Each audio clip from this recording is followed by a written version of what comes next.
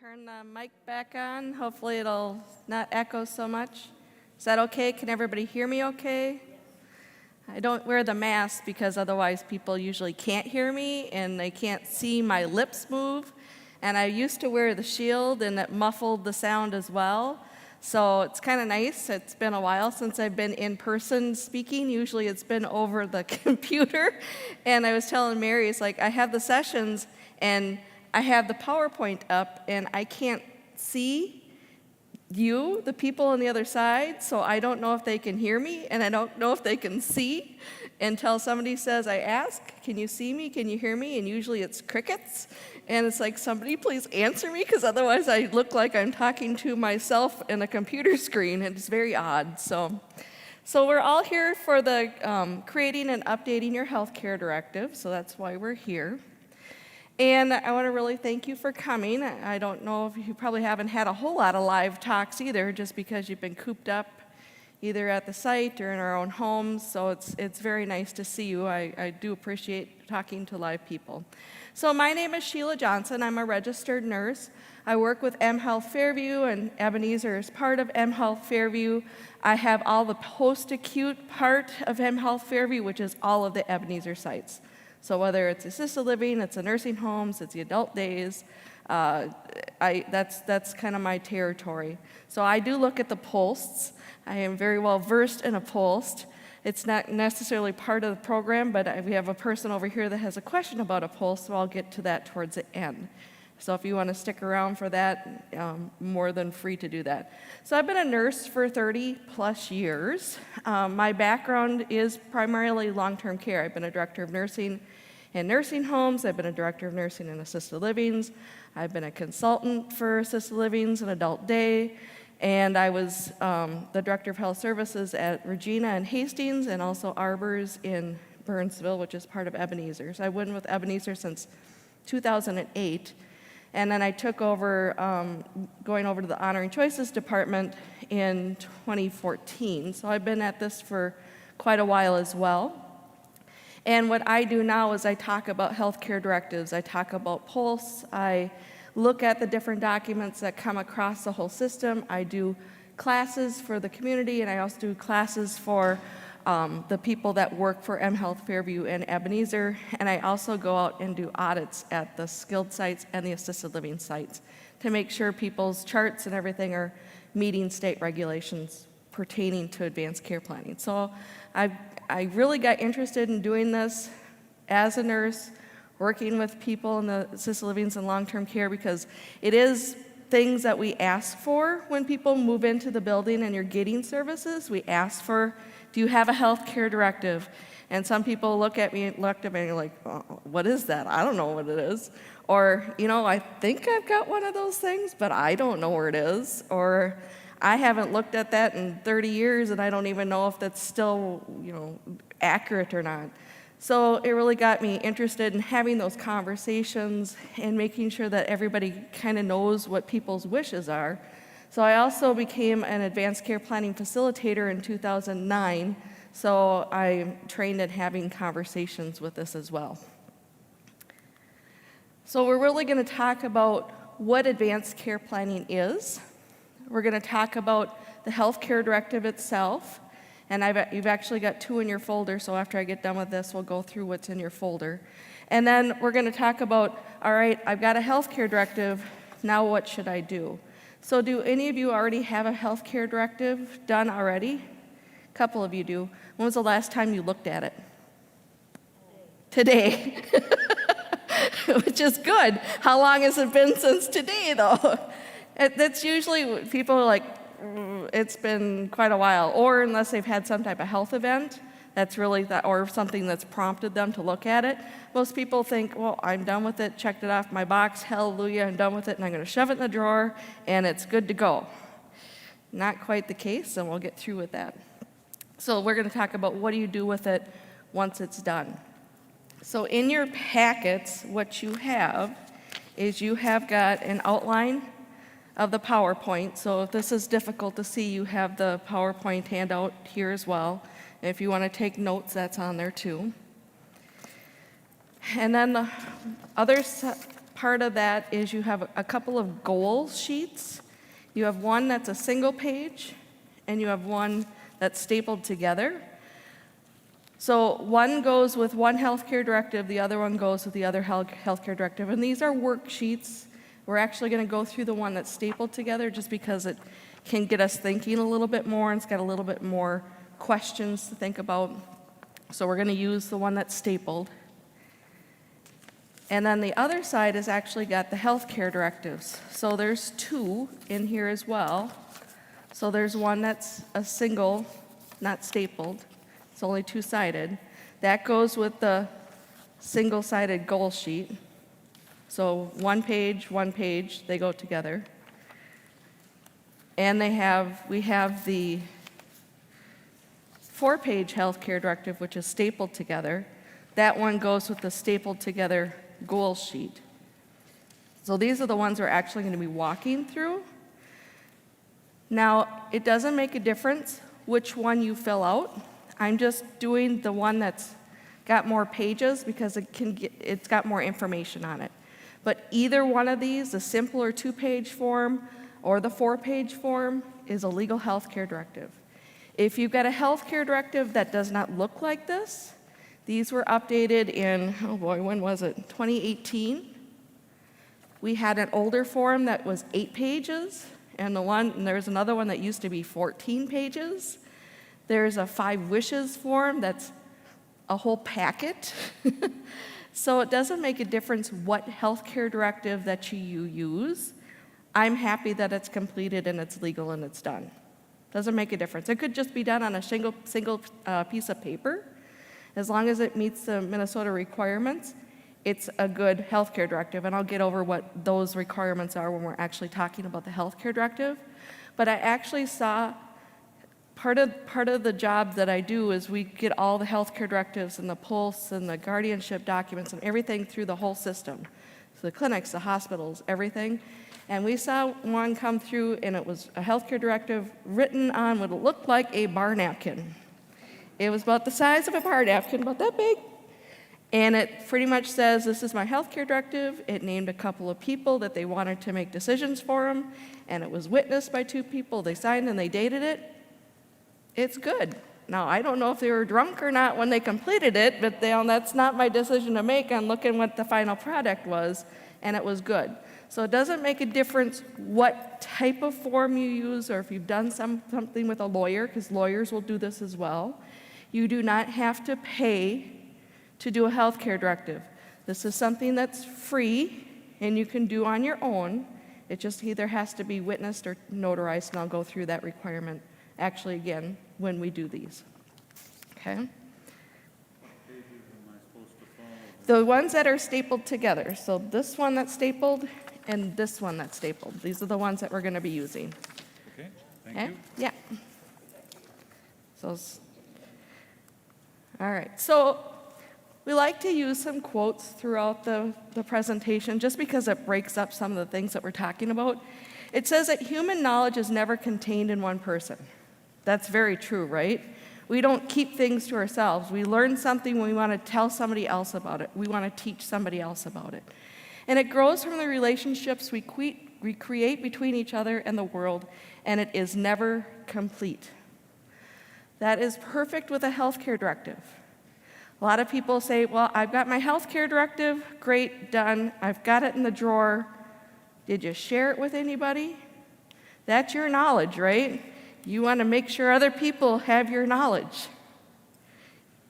Because I can't read your mind. Your families can't read your mind. You need to share these documents. You need to share your thoughts, hopefully before you even got a document done, because then you can kind of have some give and take with your loved ones. And it's never complete, because what we know now may not be what we think about when something happens to us. In a crisis, our minds may change. If we get a new diagnosis, our minds may change. If we have a friend or a family member that something's happened to them, they've died, they have become seriously ill, our minds are probably going to change. So what's written now may not be what you would like in the future.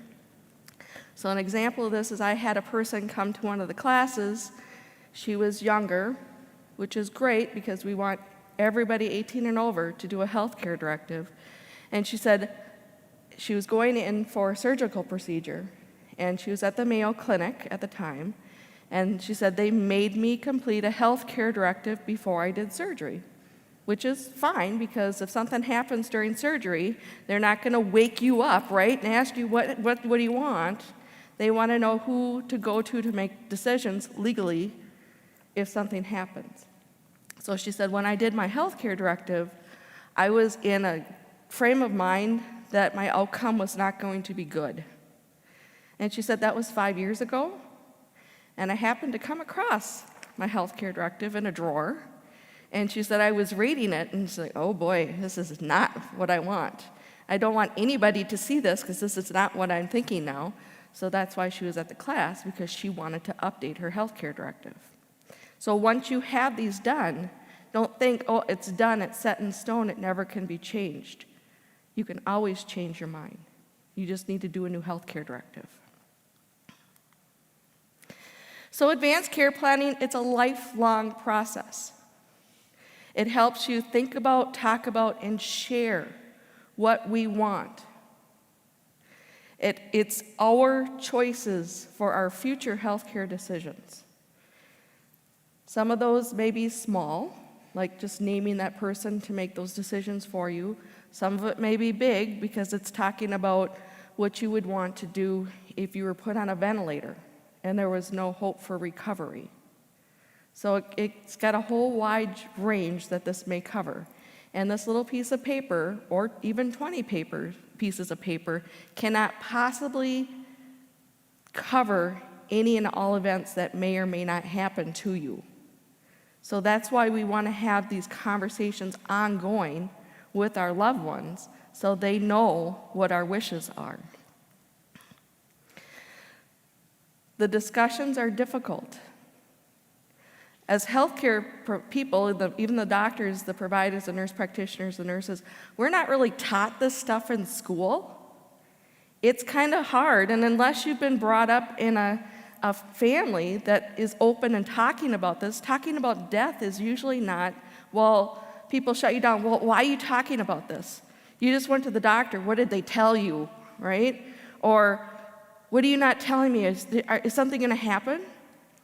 Well, I'm a nurse. I've been doing this for a long time. Dinner conversations, my kids are like, Mom, we know what your wishes are. Do we have to hear it again? Yes, you do. So it's ongoing. The more you talk about it, the easier it becomes. It's important to use language like, no, I'm not, nothing happened right now, but I just want you to know. And these can be informal things as well. I mean, I used to watch The Good Doctor on television, and be sitting with my husband on the couch, and something happened on TV, and I turned to him and say, I don't want that, right? I said, what would you like? Because I think the episode I'm thinking about, the person was either going to have to have his leg cut off, or he was going to die. And I said, would you rather have your leg cut off? He's like, well, if I was going to be a perfectly healthy person otherwise with minus a leg, yeah, I'd want to do that. I was like, good to know. Check that, put it in the back of my mind.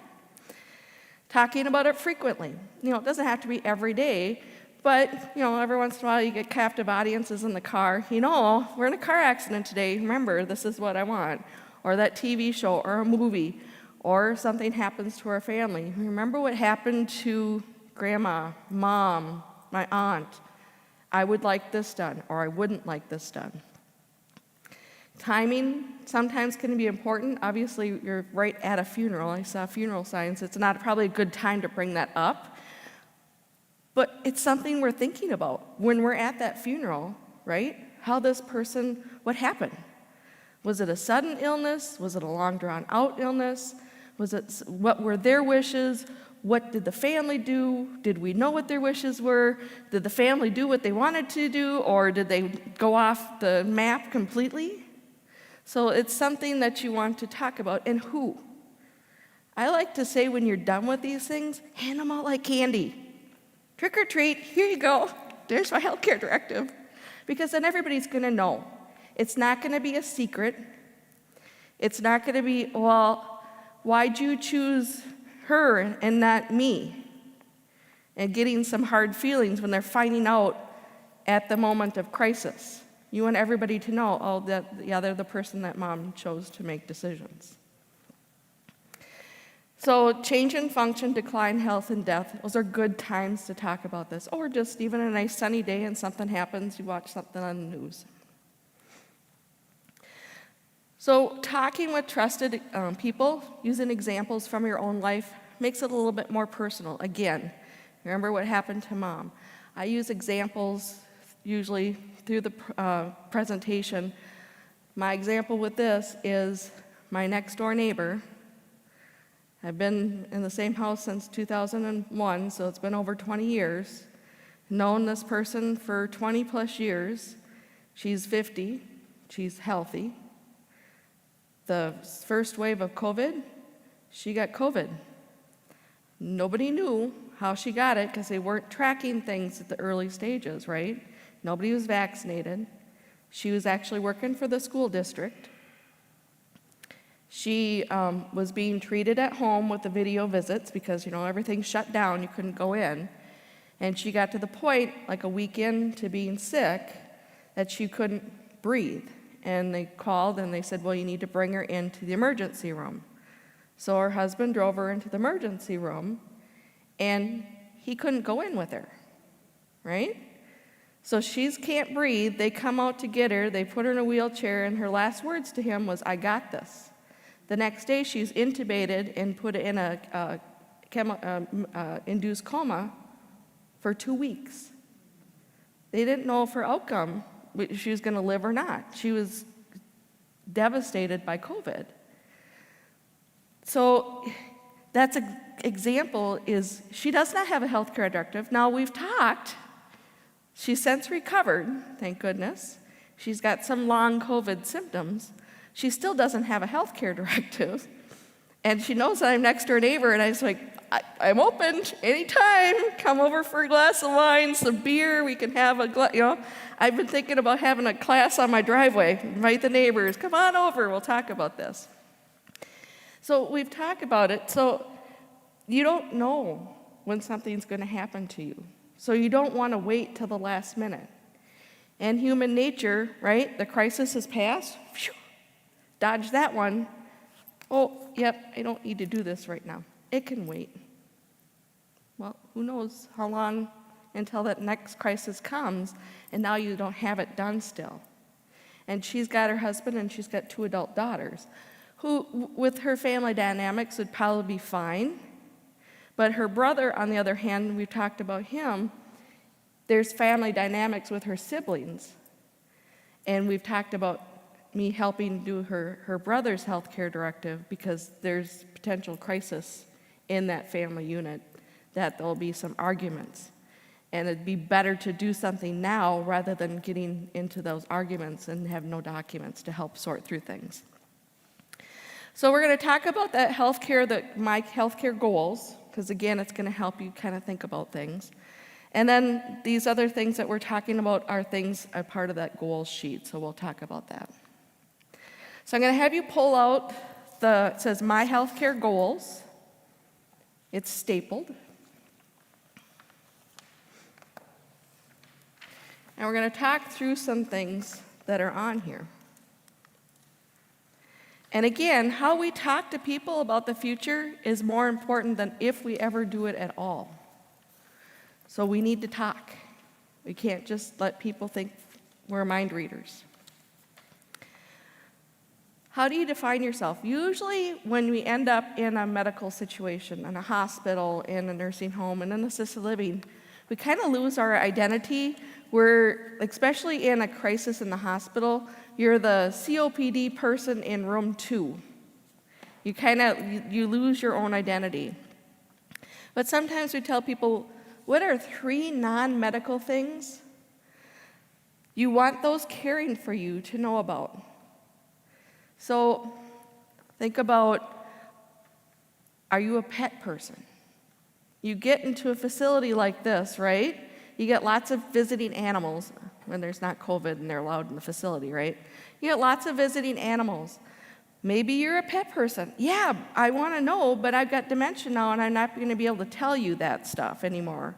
Or I'm in the hospital and I'm not going to be able to say, because they bring pets into the hospitals too, some of them. Would you be the one that would want to have that animal come into your room? Or would you say, nope, bypass my door. I'm allergic. I just am not, I've been a farmer all my life. Animals belong outside, whatever it is. I'm a vet. Is that important to you? Would you want people to know that you're a vet? I wear glasses. That's important to me because I can't see a darn thing if I don't have glasses on, unless I'm reading and I can't. I'm like, oh, at this point in time. I've got hearing aids. I need to wear hearing aids, otherwise I can't hear you. I've been a nurse a long time. If somebody tries to give me ground up food that looks like what it's supposed to be, they're going to be wearing it because I'm going to spit it all over them, because that's not appealing to me, and I know better because I've been a nurse so long. So think about things. My son-in-law, he constantly wears shorts. He's from Iowa. It could be 30 below. He'll come over to the house. He's got shorts on. You put a sweater and sweatpants on this guy, if something happens, he'd be dying. He'd be a puddle of sweat. So that might be good to know about him. So think about things that are not medical that you might want to include in a goals sheet to let people know what makes you tick. Okay? What does living the best life possible look like for you, and what would your ideal day be like? So my ideal day, it's a beautiful sunny day. There's not a lot of wind. Minnesota, we've got a boat. So we're on the water. I've got my family around me. Usually there's 7 of us in the boat. Sometimes we're fishing. Sometimes we're doing water sports. It's a beautiful sunny day. And usually I prepared chicken salad sandwiches, and we've got grapes, and we've got things to drink. So we get a nice picnic lunch, and that's my ideal day. So if I was somebody in a dementia unit or not able to speak any longer, what does that tell you about me? Boy, nice sunny day, make sure Sheila's outside, and you get her outside on the patio. Maybe if you get one of those little kiddie pools, just stick her feet in because she likes the water. Or you invite her to the beach, because maybe I'm okay to go to the beach, you invite her with. She likes a good meal. Make sure if you're going out to a restaurant or you're bringing some food in, you invite her in, because that's something she'd enjoy.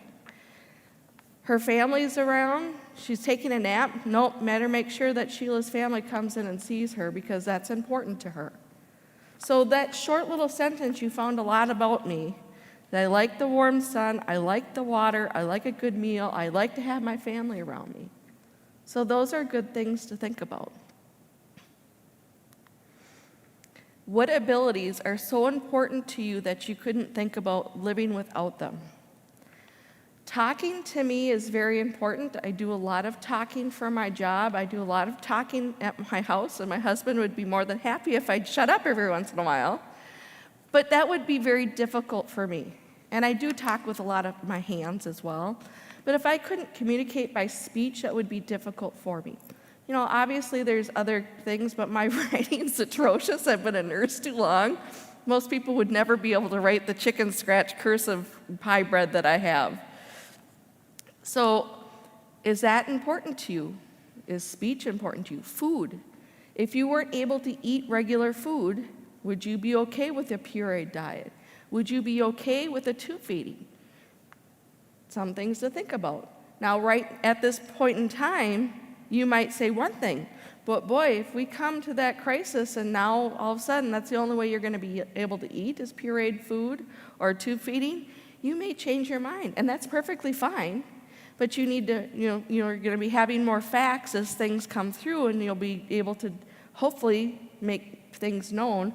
But that's another thing, if you're talking to your family about this and now all of a sudden you're not able to make those decisions, and maybe the scenario is, boy, I would like a tube feeding, but if there's no chance I'm going to ever recover, maybe I'm comatose, maybe I'm intubated and the outlook is not good at all.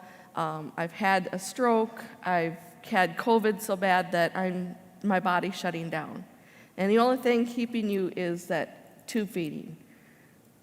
Personally, I would not want that. Now, there's other people that would want that. There's no right or wrong answers for these things. It's whatever you decide is what you would get. But having those scenarios, boy, if I was in that situation, I know right now I said I would want one or I don't want one. This is what I would want to do possibly in that scenario. Talking to your family about that. Okay. Walking, that's another thing. A lot of people are hikers, they're walkers, they're swimmers, they ride their bike a lot. What would happen if you couldn't walk a whole lot? I had one person, there was a video that we took while we were training to be facilitators, and the gentleman was actually doing his healthcare directive, and he's talking about golfing. And he was an avid golfer. And he said, if I get to the point where I can't walk and golf, I don't want that. Because one of the guys in his golf group actually had a stroke, but he had recovered enough, he was able to get on the course and drive. He just couldn't get out and golf. And in this guy's eyes, he's like, that's not living to me. So different perspectives. This guy was happy he's out on the course, he's able to enjoy his friends, and the other guy on the other side is like, no. If I'm not able to do everything I would want, then I would make other choices.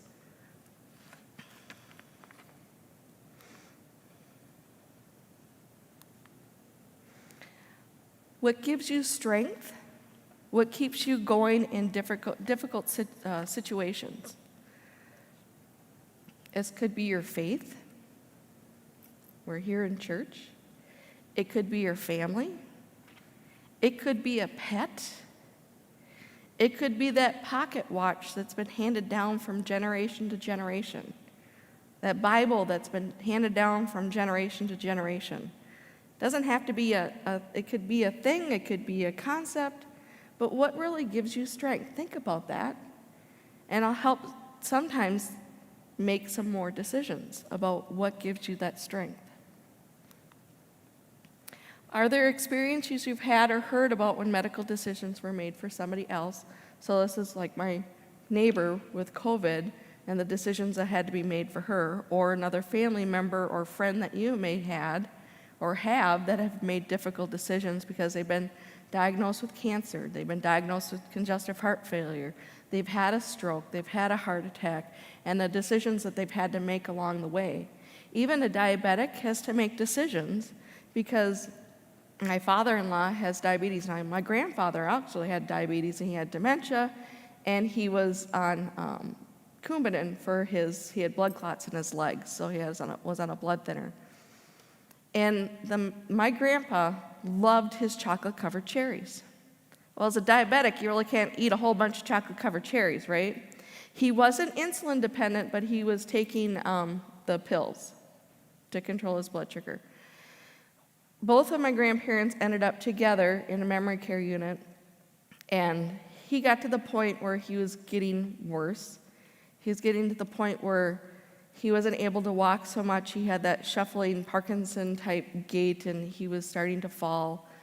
And we're talking about, they're sticking his fingers 4 times a day. Why? They're not letting him eat his chocolate-covered cherries, which would bring much enjoyment to him because he loved them. That was my Christmas presents to Grandpa. Every year was a box of chocolate-covered cherries. And he'd happily eat them all in one sitting, which is probably why he was a diabetic. But we knew that was important to him, so it got towards the end. It's like, stop checking his blood sugar. Does he really need to have the Coumadin because, the blood thinners? Because, half of this and half of that. So having that discussion, what does that look like? And he actually went on hospice, so we took him off the blood thinners. He stopped doing the blood sugars unless he was symptomatic. He could eat whatever he wanted. So he got to that point at end of life, and we as a family knew that was important. And as a nurse, I knew some of these other things that people don't, but you need to ask the questions again. So that's kind of what you need to talk about. What would be important? Would you still want to take all these medications? Would you want to eat the things that you enjoy even though you might be on a special diet? And that might not be possible because maybe you have some big reactions because you're glucose intolerant or dairy intolerant or whatnot. You might not be able to eat those things because you have bad reactions. How long did he live? He lived probably about another 3 or 4 months after that. My grandma passed, and they would have their 60th anniversary, and he died like a month after her. He did not live longer past her. But yeah, so he was very happy until my grandma passed that he could eat. I mean, we bought him his cherries, we bought him whatever, took him out to eat. He went to Baker Square. We went to different places, so he was fine with that. Now, again, that's because I knew and we'd had conversations. And if you don't know, you're not going to know to be able to help make those decisions. That's why then conversations are really important. Do you have any concerns about your health or medical decisions you want others to know about? So right now, you might have medical things that you want people to know about, diabetes, congestive heart failure, whatnot. If you were maybe having had congestive heart failure or you had some kidney issues, is dialysis possible in your future? What would that look like? Is that something that you would want? Is that something that you would want long-term? Or would you want to play it, do the things and then see how it plays out and then make more decisions? But those conversations are ongoing. Somebody that's younger, they might not have anything going on, right? But we know family history. My grandfather had diabetes. My mom has diabetes. My husband's father has diabetes. My dad died of a heart attack when he was 60. So there's heart issues. So there's different things that are in dementia that I know could possibly be out there, and I'm fairly healthy. So I want to think about those things and prepare because that might be decisions that I possibly would have to make in the future. So those are things I want my family to know about. Somebody that's younger maybe read something in a book, nothing near what's even on their radar, but that was like, oh, that really resonated with them. And they're like, boy, if something like that happened and it was me, and right now this is what I would want to do. So it could be a hypothetical thing as well. Are there key people you would want to talk for your life about these questions? So would you want to talk to them with your spouse, your significant other, your daughters, your nieces, your grandkids, a close friend? Who would you want to talk with about these things? How much do these people know about your wishes? Do the people know what your wishes are? Do your families know what your wishes would be? Now, like I said, my kids know because I have these conversations frequently. And when I was working in the nursing home, I saw different things happen. It's like, boy, no, do not do this to me because I know what the outcomes are going to be. And again, I've got a medical perspective, so I'm kind of jaded as to how I might be approaching things. And somebody else might say, well, yeah, I would want everything done. Perfectly fine, because that's what your wishes are. And that's what we want to know.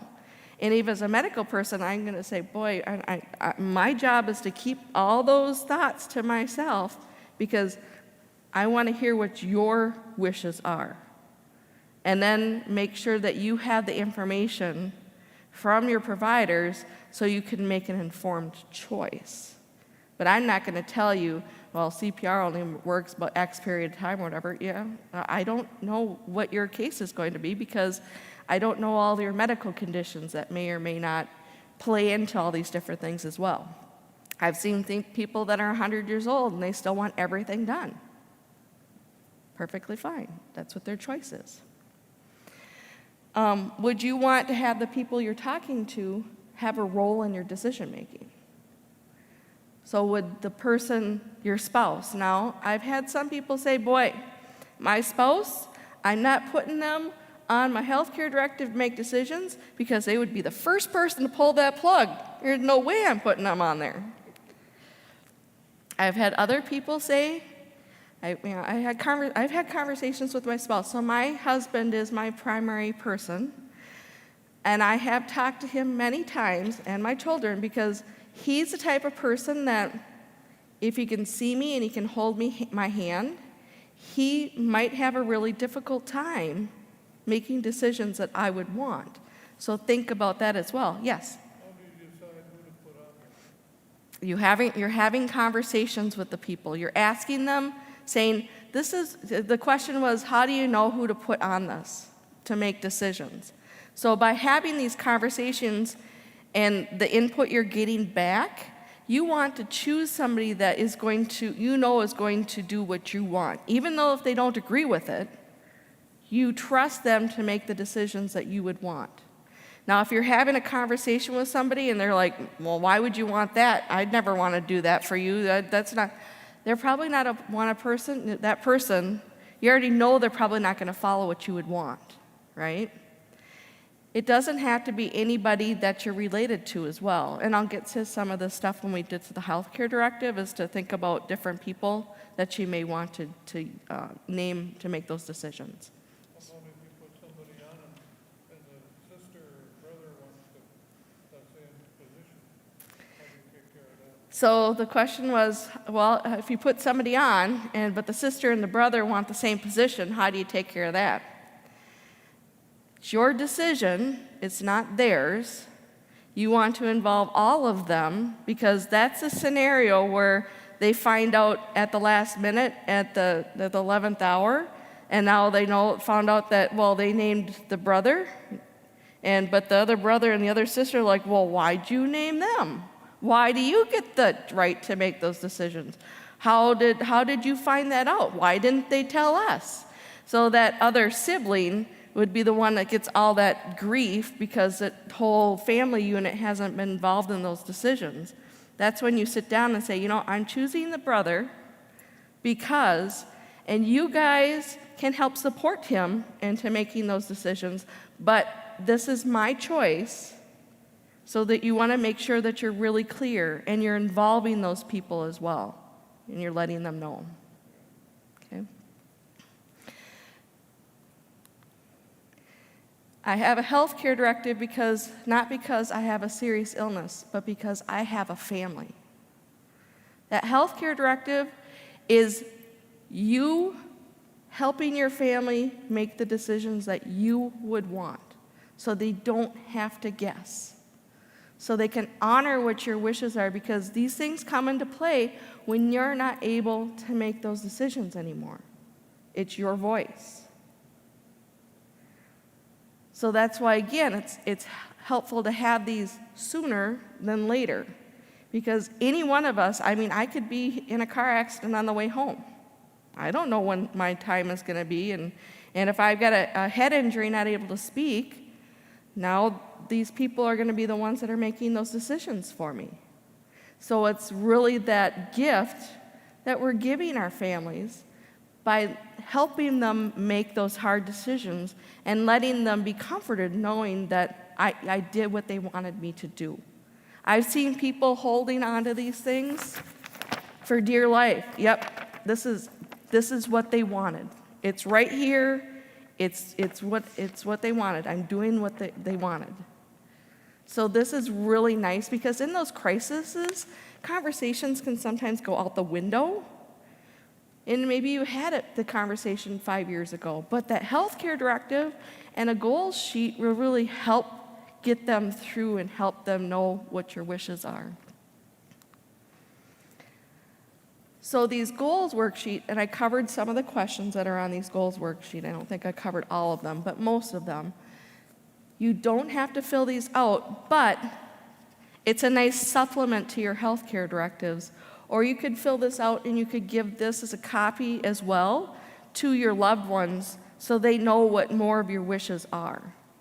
Because again, those healthcare directives, sometimes the more you write in there, you feel like you're stuck in that situation, but the goals worksheet you could update any time. Okay? Yes? So all of this is to help us fill out the directive. Correct. Yep, this stuff you can think about as a worksheet to help you fill out the directive. But I have seen people take a lot of time on these goal sheet and they add it to their healthcare directive as well, just so it has more information. So that's up to you whether or not you want to use this as a worksheet or actually use this as an attachment to your healthcare directive. This is our end product. Yes, the stapled one that says healthcare directive, that is your end product. So the stapled one that says Minnesota Healthcare Directive, this would be your end product. So a healthcare directive is a legal document. And again, you do not need a lawyer to do these. In Minnesota, anybody could do these free of charge. You can do them on your own. So it's just to help make sure that these things get done, because a lot of people can't afford a lawyer or take the time to go to a lawyer, but lawyers do offer these as well. You cannot create one for someone else. So if I'm laying in that coma, my neighbor, she's connected to a ventilator and in a chemically induced coma, she's not able to complete a healthcare directive, right? She's not awake. Her family can't create one for her either, because state law says you need to create your own. You can't create it for somebody else. You have to sign and date your own healthcare directive, because it's that person's wishes. It's not somebody else's wishes thinking this is what they would want, because again, we're not mind readers. I don't know what you want.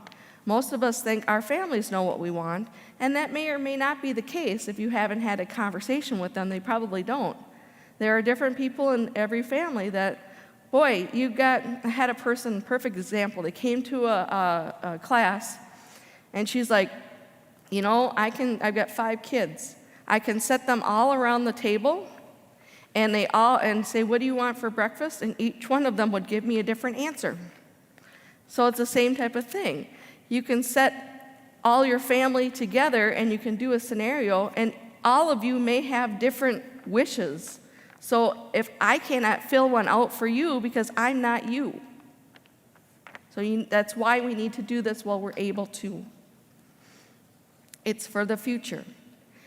If you are able to make your own decisions, we may never use your healthcare directive, because you're going to be calling those shots up into the end. These come into play when you can't make those decisions. So I had my knee replaced a couple years ago.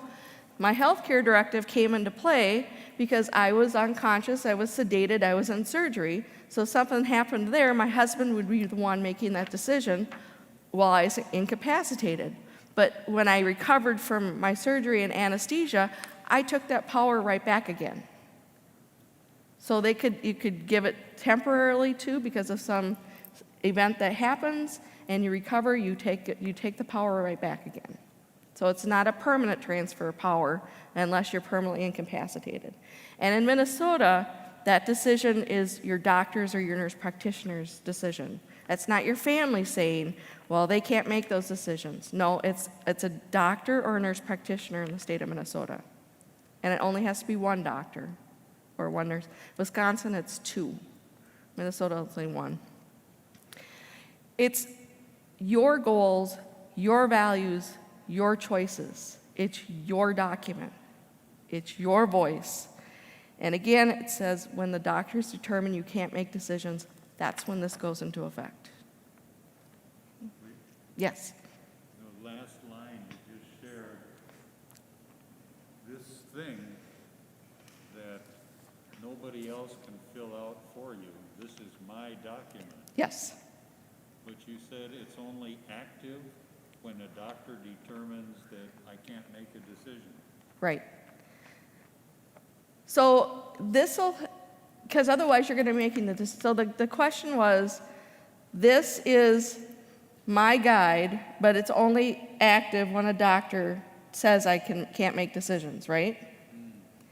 So if you're able to make decisions, we don't need this. Well, even though you filled it out, you might say, sorry, I'm not agreeing with what I wrote. If you are able to say that, I want to do something different. yep, if you're able to say that, that's perfectly fine. If you say, boy, I know I wrote that healthcare directive, but don't do it. I changed my mind. If you're able to say that, you're able to change your mind. But if you're not able to make that decision, you're not able to communicate, then this is a guide. If a doctor says this person can't make decisions anymore, Right, then they would That's do the this. decision. Yes, yes. So the doctor says this person can't make decisions anymore, now this comes into play. If you don't have one, then it's up to state law who's going to make your decisions.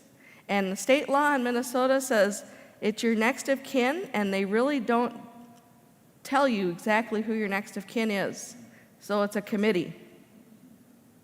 So if your family doesn't agree, and I've been in those conferences where the person didn't have a health care directive, and the family was all on a different page, and they couldn't agree, and the person wasn't able to make decisions, and what happens is there is no decision is basically a decision.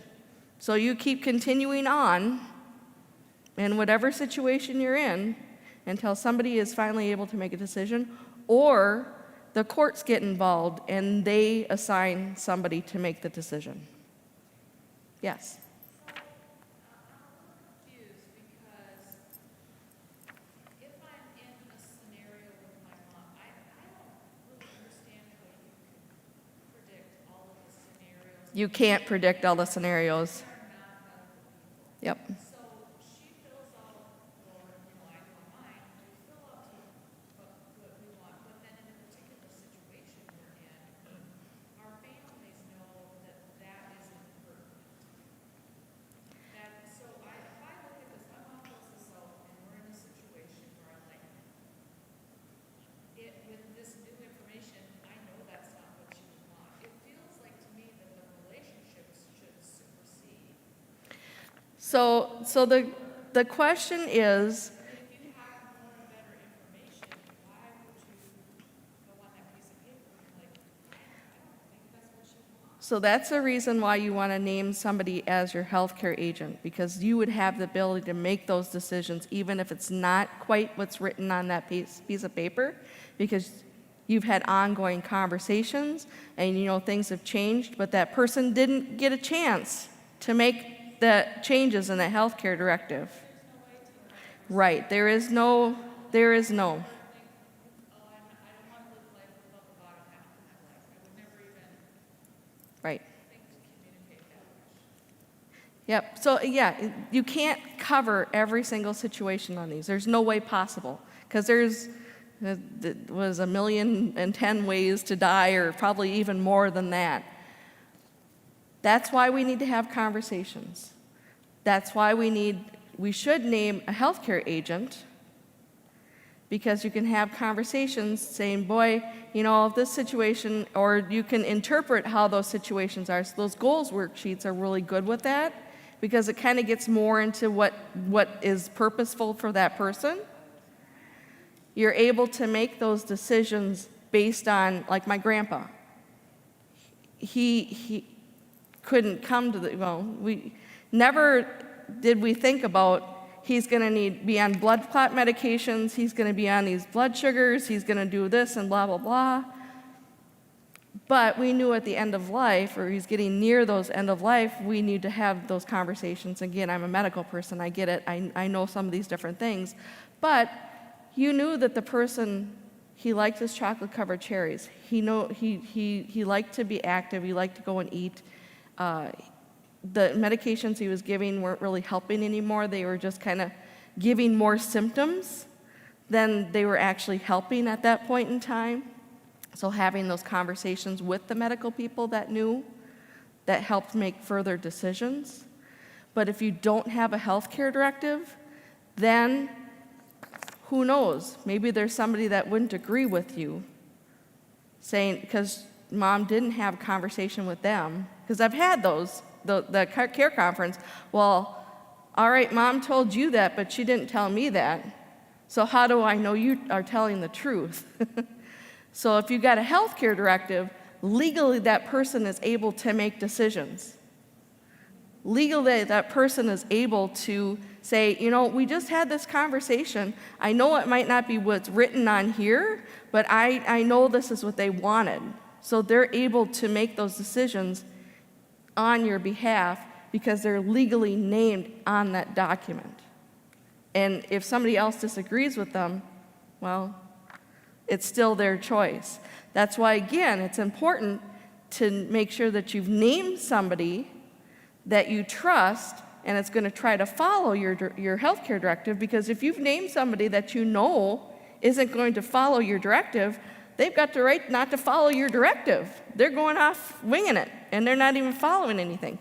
Now, there are medical things, there's ethic committees and stuff that'll try to rein that person back in and say, hey, this is not what this person wanted, but that's going to take a lot of time if something like that happens.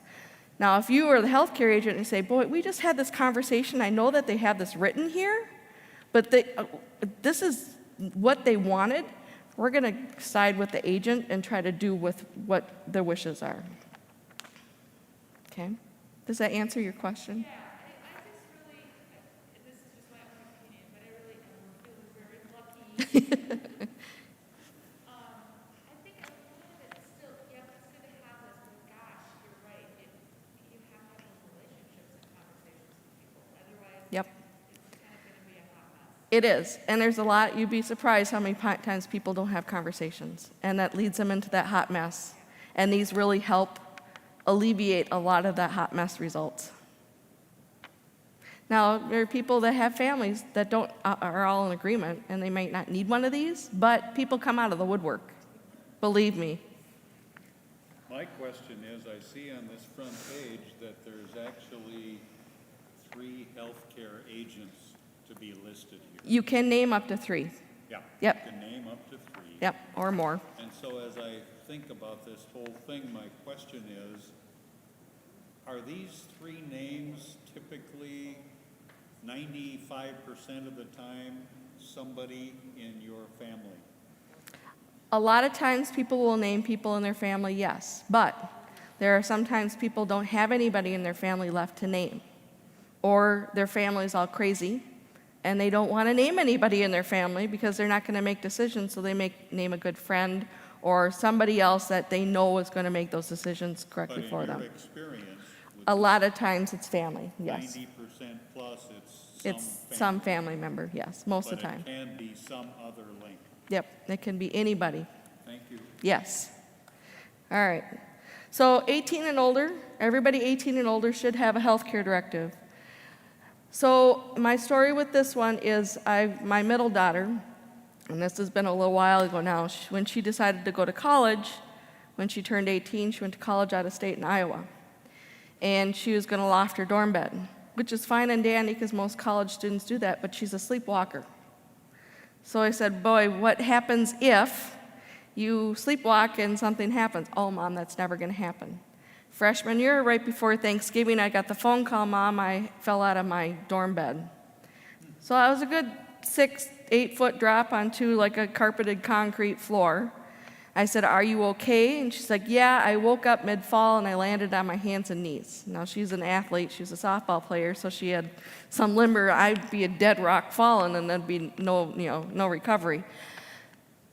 And my thought process, boy, if she hadn't have pushed her chair in, that's on that desk underneath there, and she could have still woke up mid-fall, she could have landed on that chair, and then what happened?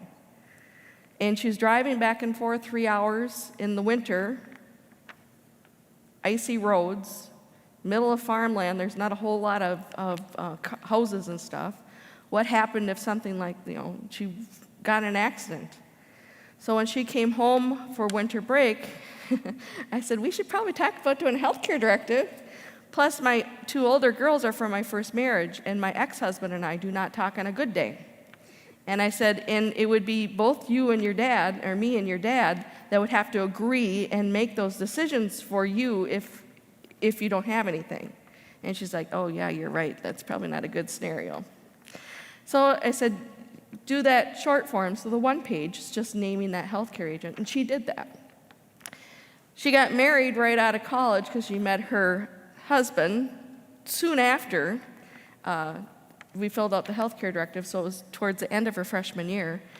And they've been married for 4 years now, and she said, boy, I pulled out the healthcare directive, and Cody's not even on there.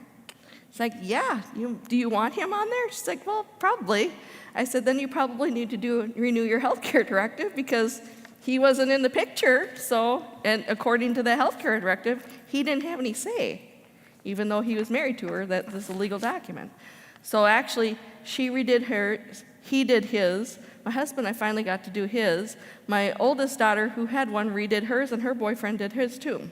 So we had a whole sit down and redid all of our healthcare directives because things change. And now my youngest just turned 18 the end of April, and I need to have a sit down with him and have him do one. Unfortunately, there is no cure for sleepwalking because she still does it, and she married somebody that also sleepwalks. Yeah, so I'm imagining if they have children, or when they have children, that could be not a good case scenario. Because he was in a dorm room in Iowa, he sleptwalked in his shorts in the middle of winter and woke up when he heard the door shut behind him, and of course he didn't have keys or phone or anything on him, so thank goodness an RA came and let him back in the building, or else that could have not been good. So we need a healthcare directive always in a crisis. They bring this up. Do you have a healthcare directive? Well, no. Being in a crisis and completing your healthcare directive might not be a good thing because you're in a different frame of mind and you might not be thinking about, boy, if I recover, then this. So you're only thinking about the here and now. A new diagnosis and then life changes. So marriage, divorce, death. So there are different types of healthcare directives, and I said that earlier. You only need to complete one. If you do a new one, so if you've already got one, you decide to do a new one, that automatically replaces the one that you've done before. State law. It voids it. You don't have to do anything special. Whatever is the most recent date is the one that's active. Healthcare agents, again, make decisions when you're unable. Although people that have history of ECT therapy, electric shock therapy, or neuroleptic medications because of psychiatric conditions, by state law, they need to do a different healthcare directive that allows healthcare agents to make decisions about those special things. But most people will fill out this one. When we're done with it, you need to make sure that your healthcare people, your doctor's office, gets a copy of it, because then they can review it when you come into the doctor's office. It's up on Fairview, we review it every 5 years. It'll come up, boy, I see you've got a healthcare directive, is there any change? So we kind of just go through it. Question. Yes?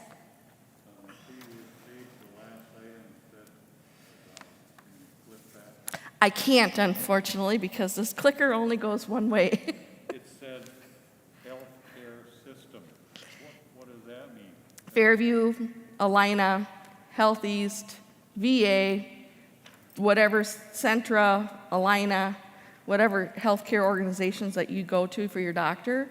And that could be multiple, because sometimes people go to Alina for one thing and they've got a Fairview doctor for this one, or they've got a Fairview doctor and they've got a Mayo Clinic doctor, or they've got a VA doctor.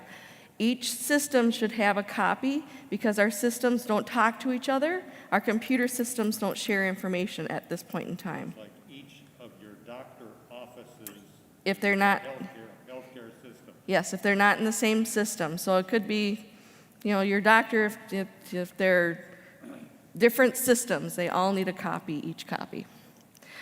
So the 4-page directive, I'm going to go through this one. That's the one that's stapled. And I'll go through it very quickly because we already talked a lot about it. So you need to have your name on there, your date of birth, your address, because that's your identifier. My husband's name is Tim Johnson. My son's name is Tim Johnson. I live in Rosemount. There are 9 Tim Johnsons in the phone book. So if I don't know which Tim Johnson's healthcare directive is, I don't know what record to put this into. Use a good pen, preferably a black ink, because if you're going to make copies, black ink copies better than any other color. Write legibly, because you want somebody to be able to read this. And if I can't read it, it's not going to do you much good. Now, if your handwriting's poor and you're talking to somebody can write for you, which is perfectly fine. They just can't create it for you without without your input. You need to be 18 or older for your healthcare agents. They should be willing and reasonably available. Reasonably available could be by phone, it could be by FaceTime, it could be by video, it could be in person. There's a whole bunch of reasonably available. They don't have to be there in person. I had a person, her only son lived in Australia. Something happened to her. He was making decisions for her over the phone until he could get here. They're able to make decisions even in a stressful situation. It's a stressful situation. They've been in a car accident. You don't know what's going on. They were otherwise healthy, and now they're telling you not good things. Is that person a level-headed person? You don't want to choose that person. I tease my husband. I said, I asked you what you want for dinner. He never knows what he wants. Oh, I don't know. What do you want? What do you want? You get somebody like that, and he is my healthcare agent. You don't know. Is he going to look at somebody and say, well, I don't know. What do you think we should do? So think about the people that you're choosing to make decisions. Are they able to make a decision in that stressful situation, be able to stick with it, or are they going to be, I don't know, they're going to be crawling around, I don't know. So you want to make sure that they're dependable, they're even-keeled, and they're going to read your directive and help make those decisions. And they're able to make decisions even though they might disagree with your healthcare directive. Okay? You can name up to 3 people. You can name more. Some people have named 5. I've seen 10. I've seen 1. It's nice to have at least 2 because then you have a backup. My husband and I are in the car at the same time all the time. We're in the same car accident. And both of us are out of commission, not able to make decisions. Who's that backup person? So my 2 older daughters are my backup. And I've written on mine that so my one daughter, Rachel, and my other daughter, Alex, that they should work together, but if they can't agree, one of them's a tiebreaker. Depends upon what you do with your family. They could all work together. You could say, I want them all to work together. If you leave it like it is, this is your primary person. If they're not available, they go to your first agent. If they're not available, it goes to the second agent. So maybe this person's in Timbuktu and not reachable. They're going to go to the second person until this person becomes available, and then they'll take over. Those people do not have to be related to you. They can be your good friend. They can be your neighbor. They could be somebody that you trust. Because again, families don't always necessarily make the best decisions for us. But most of the times, people will choose family members. There are times when people don't have any family members left to name. So they've named a really good friend. But we want to talk to them before you put them on here, because they should know. I've had people come and go, what? I didn't know that they even had a healthcare directive, and now I got to make decisions? I didn't know I was on here. You want to talk to them. You want to make sure that they're willing, that they're available, and they will agree to make those decisions. And then you continue to have those ongoing conversations with them. On the bottom, there's special powers and situations that you could do. So if pregnant, and there might be some people in here that could be, get pregnant. State law says if you're unconscious and you're pregnant, they're going to do everything for you until the baby either dies or is born. That's state law. If you would want something else and you check that box, then your agent can make decisions that may not concur with state law. Make decisions about the care of my body after death. So this is a living document. Your healthcare agents make decisions for you while you're still living. Once you die, then it becomes your next of kin. Well, if you didn't purposely name your next of kin, you might not want those people to be the ones that are doing with your burial, your funeral arrangements. So then you would want to make sure that box is checked. Otherwise, it's just state law next of kin. The next part talks about goals and values. So those are some of those things that we went through earlier. So I'm not going to go through all of those. So this is actually part of this 4th page healthcare directive. The next talks about my future preferences if I'm permanently unconscious. So doctors are saying there's no chance you're going to recover. You're never going to regain consciousness. They're never going to be able to know who you are, who they are, where they're at. They're not going to be able to eat on their own. They may or may not be connected to a breathing machine or not. If that's the case, if I'm permanently unconscious and I'm not going to get better, would I still want everything done? Would I just want to be kept comfortable, give me pain medications, but don't do anything to extend my life? Or, I really don't know right now, but I trust the person that I named as my healthcare agent to make those decisions if that should come.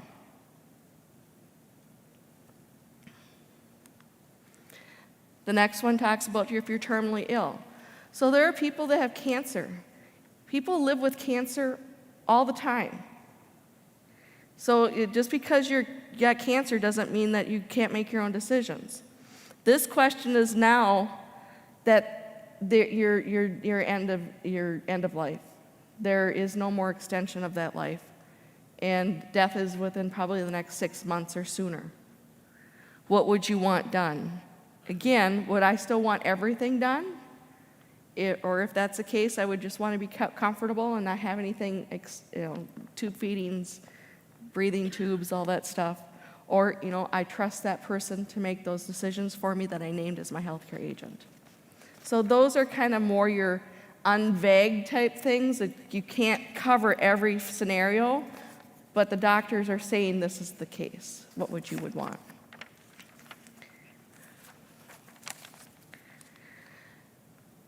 Organ donation. Are you an organ donor? Are you not?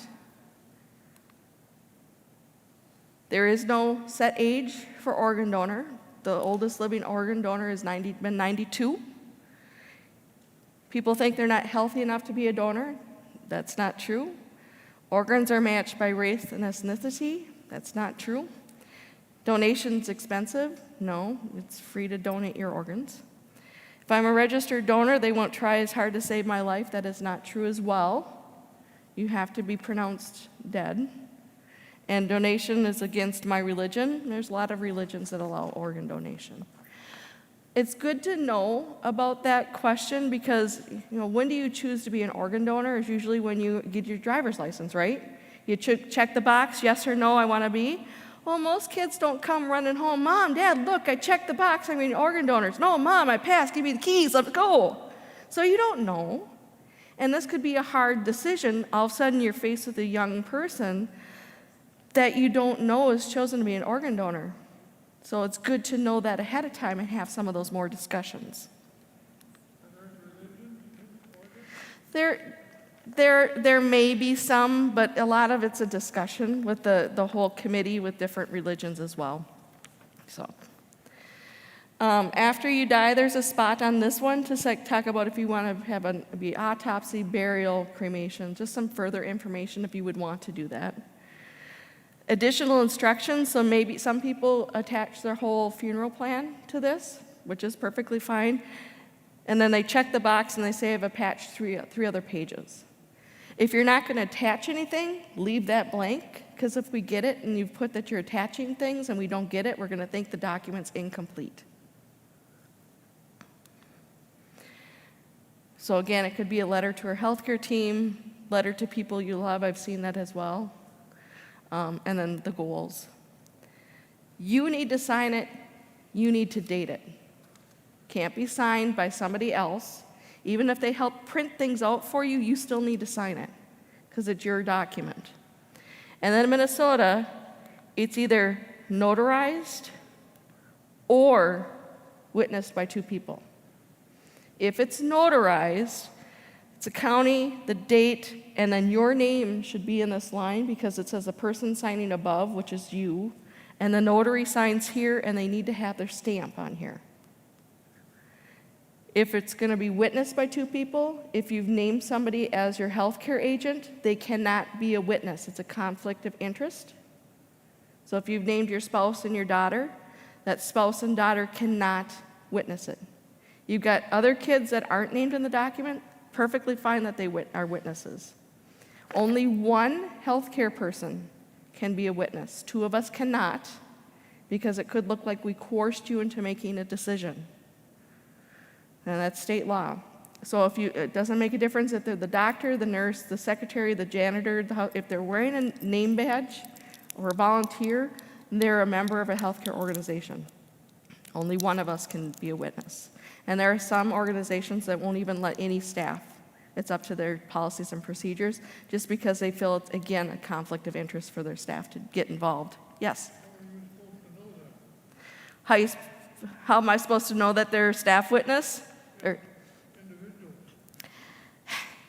sometimes those staff will put their RN, LSW after, otherwise I'm not going to know unless they put some type of initials after it. Because obviously I can't know everybody in every healthcare system. But if they're named in the document and their name is a witness, I'm going to know that this person can't be a witness. That's usually most of the time. Somebody that's named as a healthcare agent witnesses the document too, and you can't do that. Our system will send you out a letter saying you need to redo your witnesses or have it notarized. Okay, any questions with the witnesses or notary? Does the notary public know that? Who can be witness, who can't? Well, if you're going to have it notarized, you don't need to have a witness. It's either or. So if you have it notarized, it's fine. You don't need witnesses. Or if you have it witnessed, you don't need it notarized. So it's either or. So updating your healthcare directive, if you get a new diagnosis, change of health, life changes. People think you can just cross things out and date an initial. No. Because I don't know if you crossed it out and date and initialed it, or if somebody else did it, because when I'm using this, you can't tell me that. So by state law, if it's altered, it's no good. You need to do a whole new healthcare directive. If somebody's passed away, that's fine, and if you get another agent, then they would automatically take over that main spot. That's why it's good, again, that you have a backup, because there's a lot of people that name their spouse, and by the time I was admitting them to the nursing home and assisted living, their spouse had passed, and they didn't name anybody else. So now it's like, well, now you're back to square one. It could be your 5 kids all have to agree. Okay? You need to be brave enough to start a conversation. That conversation is what matters. Because I can have a completed, lovely document, but if nobody knows about it, it's a useless piece of paper. Had a person come to class, they said, boy, that was my situation. They said, we just buried my aunt not too long ago, and we're at her funeral, and we ended up going and cleaning out her house. Her husband had passed, and she didn't have any kids. And it was up to us nieces and nephews who were helping to make these decisions. And they said in the process of clearing out her home and her belongings, we opened up a drawer. And we found a healthcare directive. Nobody knew she had one. And it said on her healthcare directive, please don't bury me in an ugly gray casket. They said, what do you think we buried her in? We didn't know. I feel horrible. So it's not a document to be shed away in a safe deposit box. People need to know about it. So give a copy to your doctors, give copies to your healthcare agents, give copy to whoever else may need to know. So if you don't name somebody as your healthcare agent, maybe your other siblings need to know that you've got it, so they don't give that person that you named as a healthcare agent grief. A good friend, a good neighbor. I've had these things conveniently, who was it? Casey Kasem. He did his healthcare directive, and his current wife conveniently lost his information. But luckily, one of his kids had it and said, oh no, this is the real healthcare directive, or this is the real stuff. And they would have never known unless because he had given copies to other persons. So there's people and families that, believe me, they do lots of weird things. So it's always good to have more copies. And again, if you have it in a healthcare system, then we've got a record of it. You keep the original and you give people copies. The copies in the state of Minnesota are just as good as the original. Okay?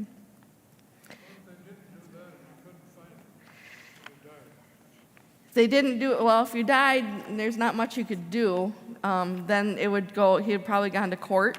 But she had done something with his body weird. I think she'd brought it to another country or state, or there was some weird thing that happened with that. So, but that's why it's good for people to know. Say, hey, that's not what they wrote. So the post, that was the question. So the healthcare directive is a legal document. It names your healthcare agents and has your wishes. This goes into effect when you cannot speak for yourself anymore. It's who's going to make those decisions. Now, there's something else called a POLST. It's POLST. It's called Provider Order for Life-Sustaining Treatments. That is a medical order for code status. So it's a medical order for if you do not want to be resuscitated, you don't want CPR. Everybody in this room is considered full code. If something happens to you, I'm gonna start jumping on you and doing compressions and the whole bit. If your family or you can produce that POLST, I don't have to do that if that's what your wishes are. But everybody is a full code. But the thing with the POLST is you have to have it visible. So if you're in the car and you get in a car accident, you don't have the POLST stapled to you, right? We're gonna do everything until your daughter brings the POLST in and say, oh, no, okay, we're gonna stop. It is not, because it's a medical order. Now, this lovely lady went to the doctor and they handed her a blank POLST, which they should not have done, because that is naughty. So a blank POLST, that POLST is a medical order. That would be like your doctor taking the prescription pad, tearing out the top copy and saying, here, you fill out whatever you want, you bring it back to me and I'll sign it and date it and you can have whatever you want. Because you have no clue what that POLST is. Right, so somebody that's not a medical person, and most people have no idea what they're doing on that POLST. Yes? When my mother was in assisted living,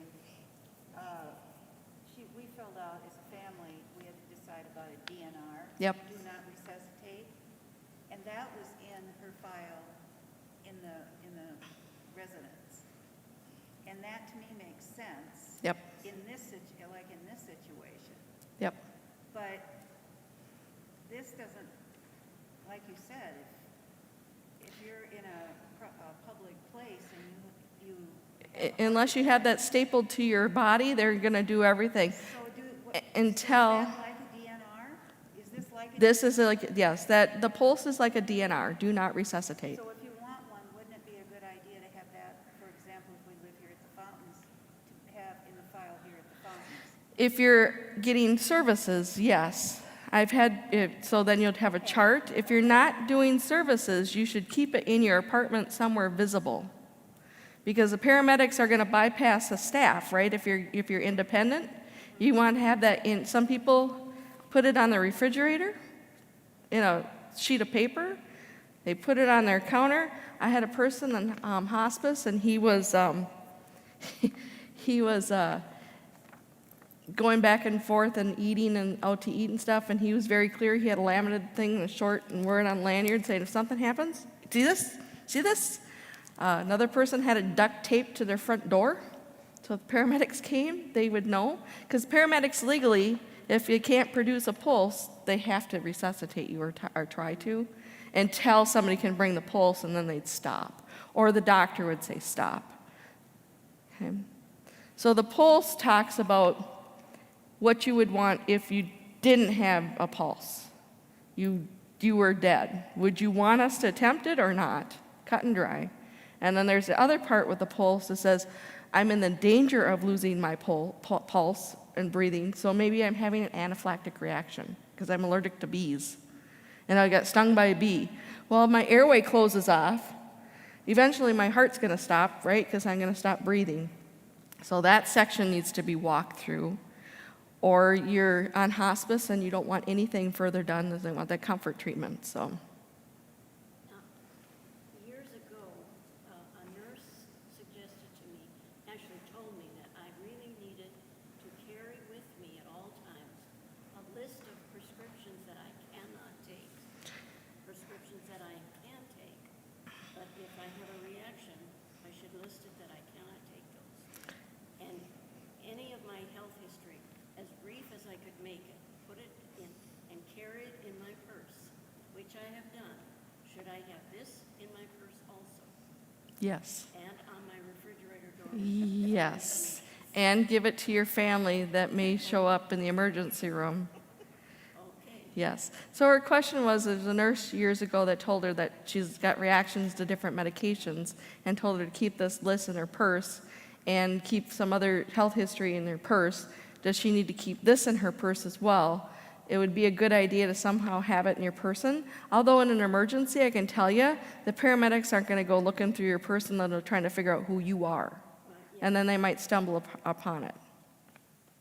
So, because if your purse goes flying the other way, or you don't have your purse when you're out for a walk or wherever, you know, that it's good for some scenarios and not. Again, you can't cover every single scenario no matter what you do or try. Okay. And some people too, I know they're recording this for support groups. You are doing this for your loved one that might be in a memory care unit or whatnot too. So it's really important. You're seeing how much work it is for you to do this with your loved one. That's why we need to do it for ourselves, because it helps give our family not having to go through it for us. I've had a healthcare directive since 2009 because it was required when I did my facilitator training. I updated it again in 2013. I'll probably update it again because my son is now 18. And I'll probably name his as an agent once we have more discussions. So again, I'm 53. I've been on my third healthcare directive. Who gives you permission to do that for a loved one that doesn't have memory anymore? For a post or a healthcare directive? You can't do it if they don't have a memory anymore. If they don't have one and they can't make decisions for themselves anymore, it's too late. You can't do it for them. Then it's up to state law. So that's why it's good to have one now before something, if it does ever happen. So the younger you are, we still need one. Someone can't come out of the woodwork and make one up. No, they cannot come out of the woodwork and make one up for you. So with the next of kin thing, I like to think about the Terry Schiavo case, where she did not have a health care directive. She was younger. Husband came home, and she was in Florida, and she had a stroke. Didn't know how long she'd been found was down. Brought her to the hospital. She was comatose. She was not on a breathing machine, but she wasn't going to wake up. She had a tube feeding. And the husband, said this is not how she would want to live. And her parents disagreed. And there was no health care directive, so the husband wanted to stop everything and just let her pass. The parents took the husband to court and said, no, we think there's a chance. You need to keep everything possible and do everything possible. She laid in that state for almost 8 years and she was deteriorating, and the courts had to go back and take another look at it and let the husband finally take her off the health care or the tube feedings. And she passed away, I think it was like 5 days later. And on her tombstone, he wrote, I kept my promise. So that's why we want to make sure that we've got something there for our loved ones, because the crazy people may come out of the woodwork and try to derail what we're trying to do. So, any other questions? I thank you for coming. Okay, I have a question. Yes. We have these, my husband has dementia, that's what. Oh, yes.